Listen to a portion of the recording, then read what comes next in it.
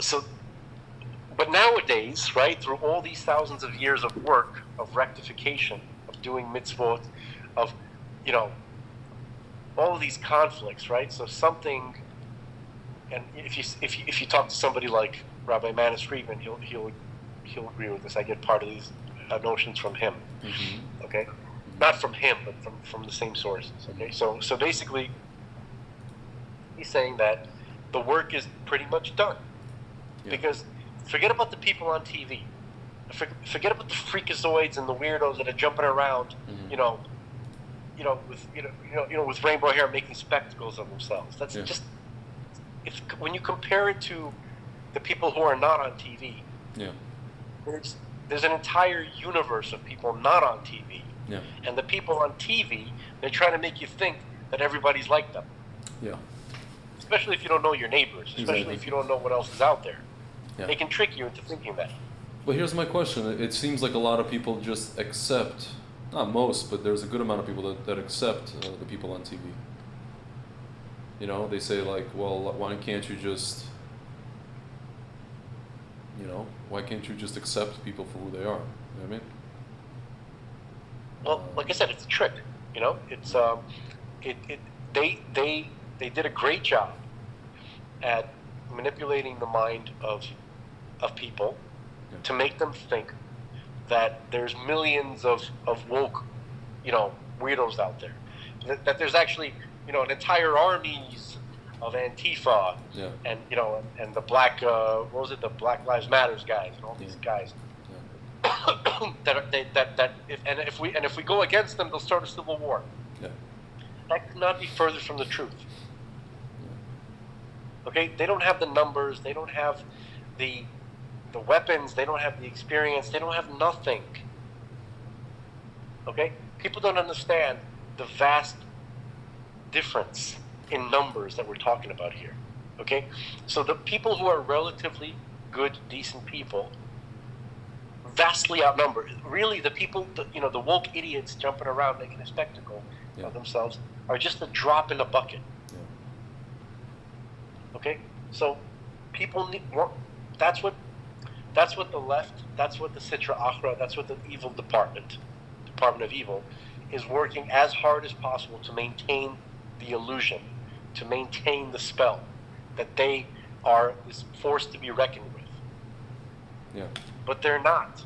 If only people understood that and stopped believing. But they do have a lot of money. That's the issue. That's the problem. They have a lot of money. Yeah, but we have more money. We just don't realize it. Yeah. That's what I'm saying. We have more. We have more resources, more people, more money by far. Yeah. By far. It's just that we don't know. It's just that we don't know how to pull it together. Like they have like a couple of people who have figured out how to collude, in a very effective way. While we're just like sitting around kind of, oh, it's not worth it, you're going to fight this, you're going to fight that, come on. Dude, compared to real, you know what they are? They're grifters. Yeah. You ever seen the movie Grifters? I never even seen the movie. So. The movie with Angelica Houston and our favorite, our John Cusack. Yeah. Right? Yeah. The funny part is that these people call us grifters, people like you and me. I've heard that term. I've heard that term thrown around. Right. I've never, I only hear the word grifters from grifters. Yeah. Yeah. Okay. So I was obviously I was a little weary of using that word because I don't want to end up, but this is a word that they use very often. Yeah. Okay. There's a movie called Grifters. And we're not going to talk about that movie. It's kind of sad. They're basically, like a family of con artists, okay? Yeah. And they kind of they move from. I don't know I actually don't know what the difference between grifting and conning is. Yeah. I'm assuming they're kind of synonymous. Every time I hear the word grift, at first when I was a kid, I'm like, drifters? Yeah. No, grifter. I was like, what the hell's a grifter? The thing is, they call all the people who are spreading misinformation as con artists and grifters. It's funny because con artists are actually good at what they do. Meaning, like people like sometimes I hear even your brother, if there are certain things that he said in terms of when he was talking about certain statistics and whatever it was, either he was saying, I don't want to say incorrect statistic, but like he was embellishing certain things, or like what? I don't remember what it was. Like he was, I think it was him and a few other people in the truth sphere, where they talk about, for example, I'll give you an example. It's not even embellishing. It's like, okay, a Harvard study, right? Listen, okay. It's not a Harvard study. There's a medical organization called Harvard Pilgrim, right? Inside of Harvard, what? Okay, hold on a second. It was an association located within Harvard's campus, an association associated with Harvard and Harvard staff. No, the person... It really is a Harvard study. No, there was one doctor who was a Harvard doctor, and there's another doctor who was not Harvard. He was, I think, part of something else. But Harvard, I know, because I looked into this, because here's the thing, man. I want to have my ducks in a row. Not that these people give a damn, but at least for posterity... I want to inform you about something. Yeah. All of the studies that Harvard conducts are done with organizations like this. I understand. The only difference between this study and that one is that this one, they say, oh, we don't like this study. I get it. I understand what you're saying. What I'm saying is, when you're talking to these people, even if they're gonna, what is it called?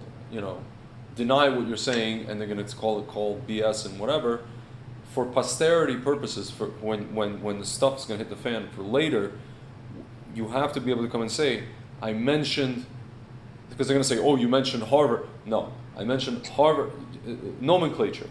You know what I'm saying? That's all. So that's it. And meaning. I disagree. What I know, I'm just saying we're in semantics. My point is that real con men, like Hillary Clinton and Obama, they use exact nomenclature. They don't F up. The only time they quote unquote F up, and even then they don't F up, is when somebody calls them out on their stuff, and they start doing, kind of a tippy toe and song and dance, and you could tell that they're lying, right? But the con is in how they present their answer, and how they convince people that the answer they're giving is a good enough answer. It's a good enough, alibi. They ask Obama. They ask Obama, for example, can you talk to us about Reverend Wright, right? So he says, well, he's like that crazy uncle, and ta ta ta ta ta ta. And then and a follow-up question. Well, he married your, you and Michelle. And he says, well, yeah, but just because somebody married doesn't mean I agree with him politically. Da da da. And he just starts talking in kind of riddles, and people accept it. That is a good con man. A person who knows how to wrap you around his finger with his words. Your brother did not know how to wrap people around his finger with his fake words. He knew how to say MS, and people either accepted it or they didn't. That's not a con man. For the folks that don't, MS means truth. He knew how to present the truth in your face. People either accept it or they don't. That's how you know it's the truth. When half the people are like screaming in his face, BS, BS, BS. That's how you know it's the truth. Or they can't accept what he's saying. Or they discredit him. As opposed to Obama, where 95% of people are like, oh my God, he's the savior. And then the 5% of people who know that or it's more than 5%, who know he's saying BS are screaming at the top of the lungs, at the screen. At the movie screen. That's how you know he's a good con man. Because he conned a lot of people into believing his crap. And he's still doing it. He's still alive. Hashem is keeping him alive. Yeah. And he's back to do more conning. He knows. See, one thing that they work on is that they know that people want to believe them. Okay? For some reason, there's a lot of people in this country that want to believe them. That's part of what needs to be rectified in America and in places, there's similar ideas where you have, for some reason, you have a type of personality that you're attracted to, okay, which is a lot like, and I keep going back to this, the Sharon Stone's character in Casino, her pimp, Lester. She married Robert De Niro, and she lived a rich life, but she was still addicted to this creep Lester, who somehow charmed her when she was a little girl. She's just like, she can't shake that. Okay, that's who the Clintons are. Lester, that creep. Obama is Lester, that creep. Okay, America is for some reason Sharon Stone. Okay, so better than her. I hope that we end up in a better situation than her. Okay, so that's what we're in danger of, right? I don't think we're as bad as her as they showed her in the movie, but we're dealing with similar issues. I don't know what it is. It's some kind of ace of neurosis. Where you like a certain character trait because, well, obviously it has to do with the Yetzer Hara. Okay, it knows how to bullshit you. It knows how to lie to you. It knows how to tell you. It knows how to make you think it'll make your dreams come true. Okay, and reality is not like that. Reality is more like Trump. You know what I mean? Not a smooth talker. Not somebody who is going to tell you what you want to hear. Okay, people accuse him of being like a populist. That he does do that, in a way. No, that's not what a populist is. Okay. A populist is somebody who is. It's related to the idea of nationalism. It's related to the idea that when you have a patriotic, jingoistic, that a lot of the liberals like to use that word, jingoistic sentiment, and people rally around a guy like that. Somebody who wants to maintain conservative, hold on to traditions and all, and then usually it's a national. It's kind of a parv term, really, because you could have somebody like that who's evil, or you could have somebody like that that's good. Like when it comes to American populism, that's a good thing. German populism, not so much. Okay, so any kind of European populism, actually. I mean, let's see what happens in Italy. Maybe I'm wrong. I hope so. But basically, the reason why, almost anybody except for America. I'm skeptical. America was a beautiful miracle that occurred on the world, that the world was blessed with. Okay? And only jealousy, okay, and rivalry interfere with that perspective. That's my opinion. Okay? So America is a place where it's not about an ethnicity or religion. You have a group of people who come together from all over the place, and they embrace a culture, a Western culture. Okay, primarily a Bible-based culture.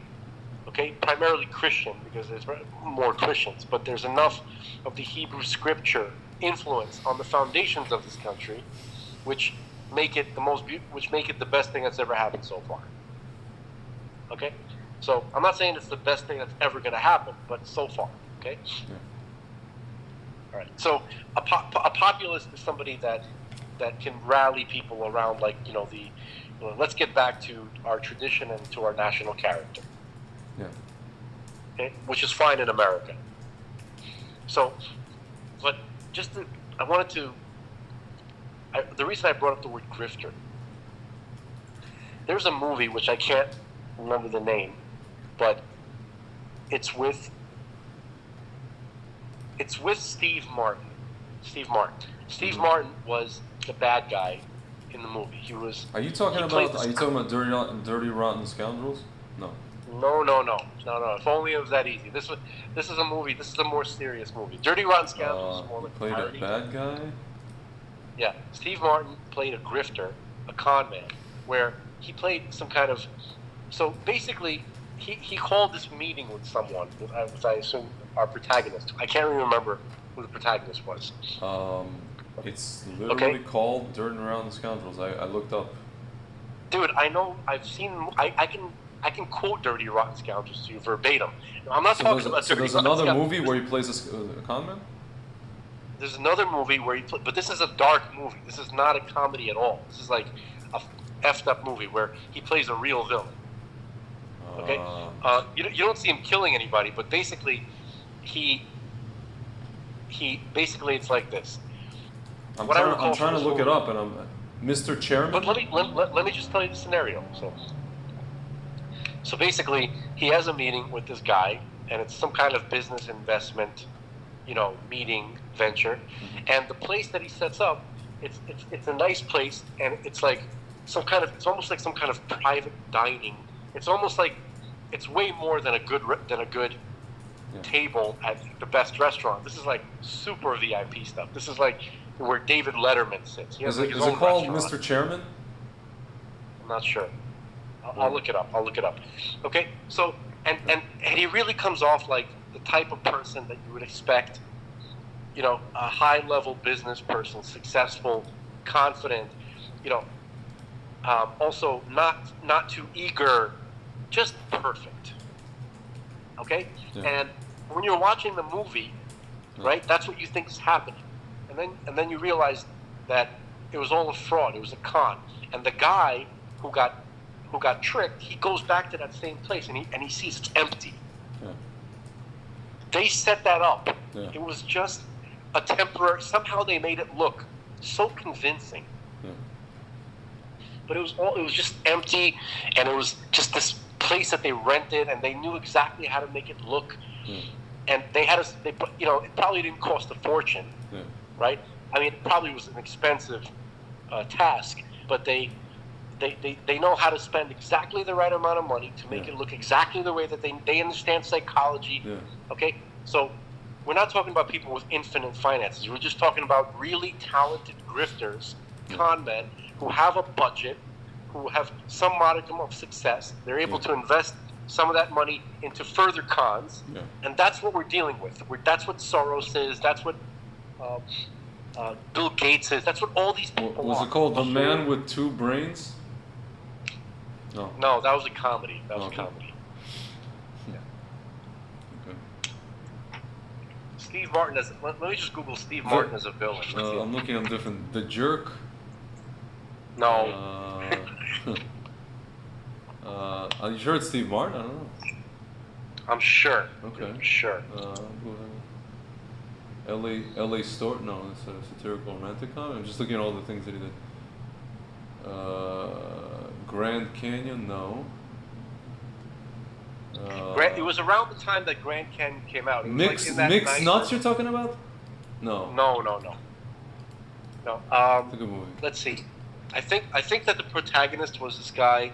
He played in remember that movie Singles? Yeah. Where Bridget Fonda. Remember the main guy in the movie? That guy. I think it was that guy. You talking about? I think he was the. You talking about Matt Dillon? No. No. Matt Dillon wasn't. Campbell Scott? Campbell Scott is the guy. Yeah. I think it's. So it's not Steve Martin. It's Campbell Scott. No. Campbell Scott was the protagonist. Steve Martin was the villain. Hold on. So then let's. We have to get to the bottom of this. No, really. It's called The Spanish Prisoner. Neo-noir suspense film written by David Mamet. Interesting. Read about it. Read the plot. Corporate engineer Joe Ross, I guess played by Campbell Scott, has invented a potentially lucrative quote-unquote process, the precise nature of which is not revealed. While on a retreat on the island of St. Estef, he meets wealthy stranger Julian Jimmy Dell and attracts the interest of one of the company's new secretaries, Susan Ricci. So this Jimmy Dell is Steve Martin. Yeah. Jimmy wants to introduce Joe to his sister, an Olympic-class tennis player in New York, and asks him to deliver a package to her. Susan sits near Joe on the airplane back to New York, converses with him about how you never know who anybody is, and talks about unwitting drug mules. Suddenly afraid the package might contain something illegal, he opens on the plane, but finds only a 1939 edition of the book Budge on Tennis, which he damages while opening. Once home, he buys an intact copy of the book, which he drops at Jimmy's sister's building and keeps the original in his office. Jimmy suggests that Joe's boss, Mr. Klein, might not give him a fair compensation for his work. Jimmy invites Joe to dinner and seemingly on a lark opens a Swiss bank account for him with a token balance of 15 Swiss francs. Taking him to dinner at a club requiring membership. Oh, so it's like, that's what you're describing. Jimmy has Joe sign a certificate to join. Over dinner, he advises Joe to consult legal counsel about his position in the company regarding the process. He invites Joe to meet his own lawyer, and tells him to bring along only a copy of The Process. When Joe learns that Jimmy's sister does not exist, he realizes Jimmy is a con artist attempting to steal The Process. Joe contacts Pat McCune, a woman he met on the island who Susan told him was an FBI agent, and whose business card Susan kept. McCune's FBI squad enlists him in a sting operation to catch Jimmy. Whilst fitting Joe with a wire for his planned meeting with Jimmy, an FBI agent explains the Spanish prisoner con, a version in which Jimmy has been running on Joe. When Jimmy never shows up for the meeting, Joe realizes McCune is actually part of Jimmy's con game and that his process has been stolen. Joe attempts to explain what happened to his employer and the police, but finds that Jimmy has made it appear that he has sold his process to the Japanese. The Swiss bank account that Jimmy opened for him make it look as though he is hiding assets, and the certificate he signed to join the club turns out to be a request for political asylum in Venezuela, which has no extradition treaty with the United States. The police show Jimmy... What a nightmare, huh? Yeah, oh my God. The police show Joe that Jimmy's apartment is a facade, and that club members' only room was a normal restaurant. Joe is also framed for the murder of the company lawyer, George Lang. On the run, Joe reconnects with Susan, who says she believes his story. Joe remembers that the hotel on the island maintains video surveillance, which could prove that Jimmy was there. Susan takes him to the airport so he can fly back to the island. Seeing a police roadblock on the way to the airport, she convinces him to drive to Boston. At the airport in Boston, Susan gives Joe a plane ticket and a camera bag, which unbeknownst to him contains a gun. Before passing through security, he realizes that Jimmy left his fingerprints on the book Joe was to deliver. He leaves the airport with Susan, still not realizing she is working against him. They purchase ferry tickets to return home, while Susan leaves to call Klein to inform him about the book. Joe attempts to board the ferry with a plane ticket, only to realize the ticket is for Venezuela and that he was being set up. On the ferry, Jimmy suddenly appears and Susan turns on Joe. The final step of the con will be Joe's death, made to appear as a suicide. Jimmy reveals that he has done what he has done with the process and turns his gun on Joe, but is hit with a tranquilizer dart shot by U.S. Marshals pretending to be Japanese tourists. They reveal that they have been following Jimmy for months and that Mr. Klein plotted the con to keep all the profits for himself. Susan asks Joe for mercy, but he nonchalantly tells her she must, quote, spend some time in her room, meaning prison. Dude, this sounds like something like Hillary Clinton cooked up against Trump. You know what I mean? Like, this movie is a nightmare. I remember seeing this. What year was this movie? 1997, 1998. Yeah, that makes sense. That's exactly. Can I read to you? I was traumatized by watching listen to this. Can I read to you? David Mamet, who we know is a conservative now. Yeah. And a Baltruva, I guess, sort of, is famous for his dialogues, which are characterized by incomplete sentences, foul language, stutters, and interruptions. It is known as Mamet speak. Here, Roger Ebert observes, his characters often speak as if they're wary of the world, afraid of being misquoted, reluctant to say what's on their minds. As a protective shield, they fall into precise legalisms, invoking old sayings as if they're magic charms. Often they punctuate their dialogue with four-letter words, but in The Spanish Prisoner, there is not a single obscenity, and we picture Mamet with a proud grin on his face, collecting his very first PG rating. Andrew Saris wrote, I like The Spanish Prisoner because its very lightness in Mr. Mamet's mind as a minor genre entertainment enabled him to escape the pomposity and pretentiousness of recent Mamet movies and plays, in which his cryptic phrases and ponderous pauses were supposed to suggest all sorts of psychic panic and moral havoc in malignant society. So if you ever see, I was going to say Glengarry Glen Ross. By disdaining look to sound anything only overly serious, Mr. Mamet's Pinteresque speech rhythm succeed as nothing since Glengarry Glen Ross in capturing something pervasively paranoid in contemporary life. Yeah. Yeah, it's interesting. Reception. Roger Ebert calling it delightful. Sounds like, what's his name? It was delightful. James Lipton. It was a delight. A joy. It was a delight. He gave 3.5 out of 4 stars, comparing it to works of Alfred Hitchcock. Wow. James Bernardelli of Real Views on Yeah, it had that sense of like franticness. It was like just crazy. Yeah, compared to Hitchcock works, claiming it supplies us with a seemingly endless series of twists and turns, only a fraction of which are predictable, as well as praising the actors by saying that nearly every major performance is impeccable. Chris Grundon of Film Journal International compared the film to Hitchcock's Strangers on a Train and The Man Who Knew Too Much. Somewhere, Alfred Hitchcock is smiling for the Spanish Prisoner is the most deliciously labyrinth homage to the master of suspense in recent years. Campbell Scott's elicit just the right amount of youthful vanity, which gradually crumbles as he gets increasingly entrapped in a scheme to play him for a fool. Martin's supremely cool, calculating, menacing turn as an enigmatic Jimmy Dell neatly contrasts Scott's golden boy. He is terrifying in that movie. Dude, you know when I get worried, or not worried, when I start to see the MS of everything that's going on, when I see people who normally play, like comedians who normally play funny roles, play these kind of terrifying roles, and you start to realize that Hollywood is actually a bunch of like horrible creeps, even the funny people. I don't think Steve Martin. I think I don't know about Steve Martin, but you know what I mean. I'm not ready to throw Steve Martin away. It's hard, I don't know if I'm throwing him away. I'm attached to these people still. I'm still messed up myself. Well, I don't know. I don't know. I don't know. He's been quiet for a long time. He doesn't seem to get. He took the his Maxine. Big mouth. He did, huh? And he joked about it. I'm having no Fide sex. Like he's trying to say side effects, but he says, good news, I just got smaxinated. Bad news, I got it because I'm 75. He's trying to be funny about his age. Thank you all, and thank you, science. I think he was trying to say that I got it because I'm old. Young people shouldn't get it. I don't know. Yeah. So. Right now, I'm having no Fide sex. He's trying to be funny about side effects. Anyway. Shame. Yep. But anyway, so that's what I believe we're seeing now. This like complete bullshit grift. Yeah. By the whole establishment, the whole woke culture, the entire Sitra Achra. That's really all it is. It's just it's watching.